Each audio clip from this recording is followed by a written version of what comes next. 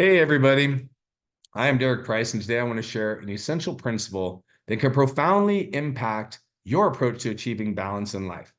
This principle is Price Principle 112, the relationship of time, quality, and quantity.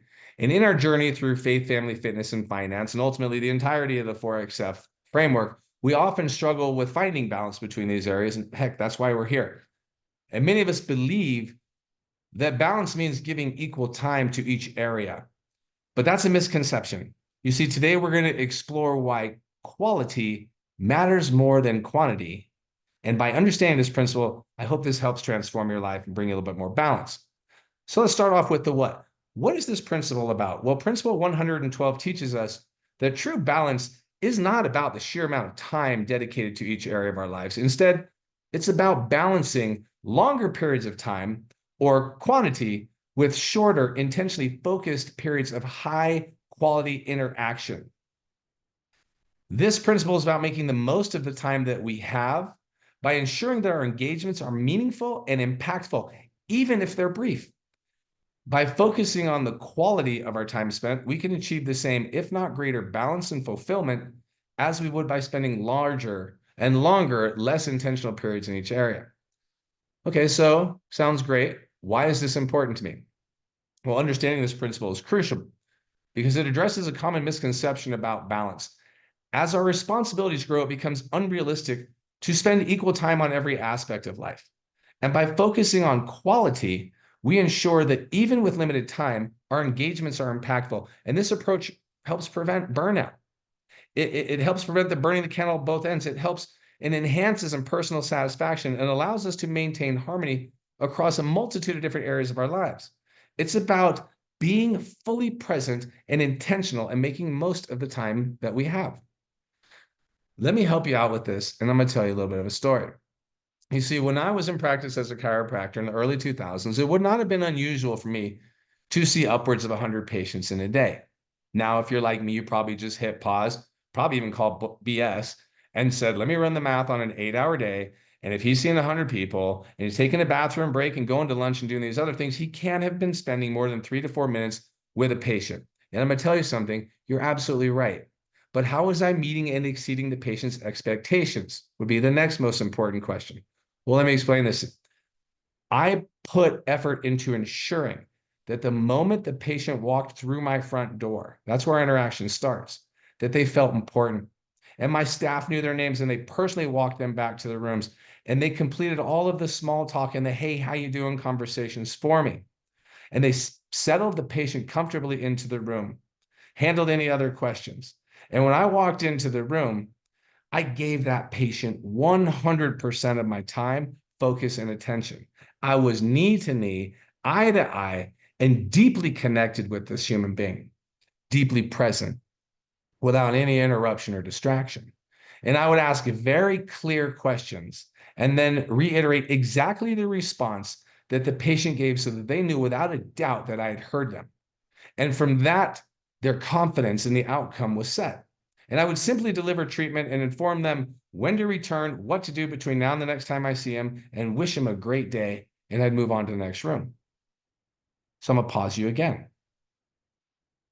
If you think that 3 minutes is not a long time, here's an act I want you to do right now. Go find somebody, anybody, hopefully somebody you don't know that great, and say, hey, I'm trying to work a project. I need to do something. And I want you to walk up to that person. And I want you to say, I just want you to look me in the eye until I tell you we're done.